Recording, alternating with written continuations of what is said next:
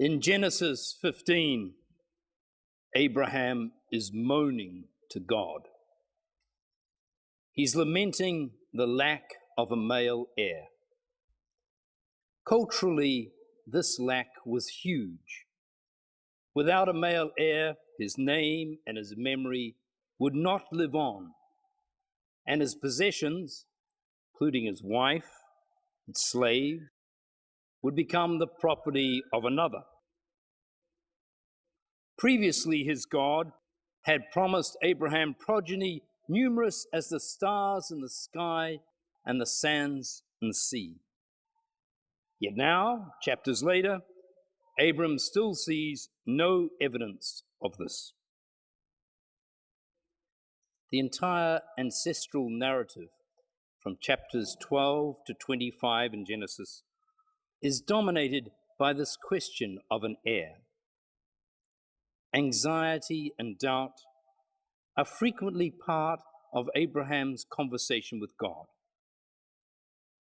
Doubt and faith are not mutually exclusive, but woven together. So too are failure and faith. Maybe that's why this reading is set for the middle of Lent. To briefly summarize the succession saga in the chapters of Genesis, Abraham's wife Sarah is past childbearing age.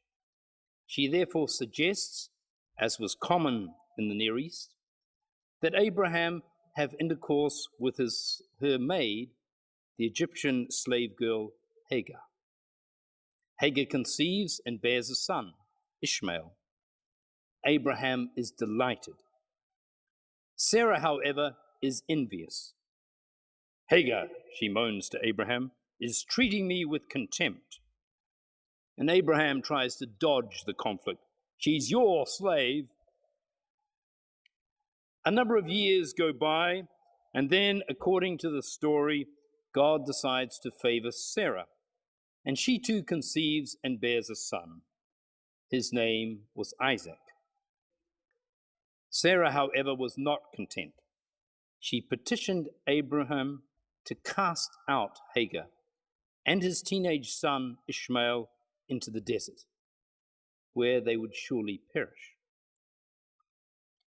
Abraham, though in grief at the situation, consults his God, who seems to agree with Sarah. The child of promise would be Isaac, not Ishmael.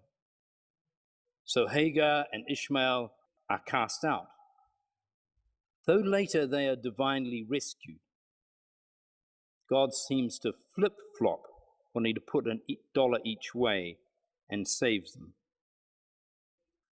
Well, there are 4 interpretive keys or lenses that we need to read this story through to understand it. The first is ancient biology. The second is patriarchal power. The third is what is called texts of terror. And the fourth is the fragments of God we find in Genesis. In ancient times, sperm was considered to be seed, namely what we would call a fertilized egg. The woman's womb was merely a garden or an incubator for the seed. All the chromosomes were thought to come from the male. So any child a man fathered, regardless of the status of the mother, was 100% genuine offspring. Abraham's firstborn son and heir, therefore, was Ishmael, not Isaac. To follow the directions of his God and his wife Sarah, and to cast Ishmael out, was to visit upon his rightful heir a huge injustice. No theological gloss by later editors can disguise this fact. Further, this injustice around inheritance would be perpetuated into generations to come, causing huge distress and enmity. The second thing to understand is patriarchal power. Abraham and Sarah did not have one of those 21st century relationships of mutuality and equality. The patriarch ruled the clan. All slaves, all wives would belong to him. He had the power and the responsibility. So when Sarah moaned to him about Hagar's behavior, Abraham had the authority to mediate a just solution, which he failed to do. Hagar is punished, and Sarah's envy goes unbridled. Similarly, after Isaac is born, when Sarah outrageously requests him to not only elevate her son to be heir, but to cast out Ishmael into the desert, Abraham needs to use his patriarchal authority to mediate what is best and uphold what is right. Again, Abraham fails. He seems to emotionally freeze up and become incapable of exercising leadership. In a patriarchal world, it's not fair to blame Sarah for what happened to Ishmael and Hagar. It was not Sarah's decision. Her power compared with the patriarch was minimal. It was Abraham who failed. In casting out Ishmael, he grievously wounded his heart, and his heart never recovered. The phrase texts of terror was coined by Professor Phyllis Tribble to describe the stories in the Bible that were thoroughly bad news for women. Not only were the women in these stories, and she uses, for examples, victims of cruelty, but the text portrays God as either silent, absent, or assenting to the cruelty. In a similar way, Philip Culbertson has written about texts of terror for men, including this example of Abraham, who in response to the petitions of Sarah and the apparent will of God, abandons his firstborn son to a likely death. Abraham has argued with God before, arguing for compassion rather than punishment. Yet here, when his son's life is at stake, he loses his steely backbone and succumbs to the pressures upon him. Not everything in the Bible is written for the purpose of imitating or emulating. Not everything is in the mode, Abraham did that and so should we, or God said that and we should obey it. Some parts of the Bible are written as history, some poetry, some parables, visions, etc. And some parts of the Bible were written for us to recognize injustice, its origins, the connivance of the powerful, and the culpability of the God involved. These stories invite our participation in making sure they never happen again. To mistake a text of terror for a go and do likewise story is not only to misread the Bible, it's to repeat again the injustices of old. So what is God in the book of Genesis? Well, it can be friendly and benevolent, but also terrifying and cruel. The attributes of divinity seem unable to be held with integrity within one concept of God. Simply, God can't be loving and cruel, for the love would undermine the cruelty, and the cruelty would undermine the love.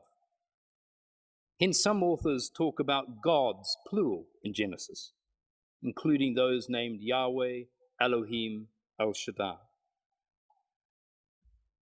Karen Armstrong talks about Genesis offering us glimpses of the divine which can only be fragmentary, imperfect, and colored by the culture's experience of life's inherent tragedy. I think God is, and yet more than, a cultural construct. Each culture tries to name and describe its individual and collective experiences of God. And early Hebrew culture was no different. Although primogeniture that lovely big word which means that the firstborn male inherits the power of the patriarch. Although primogeniture was the norm, time and again it didn't happen. And so stories evolved to explain why it didn't, and why God didn't intervene to prevent what was unjust and destructive in patriarchal society. Stories evolved to explain why the eventual heir, the winner if you like, became the winner.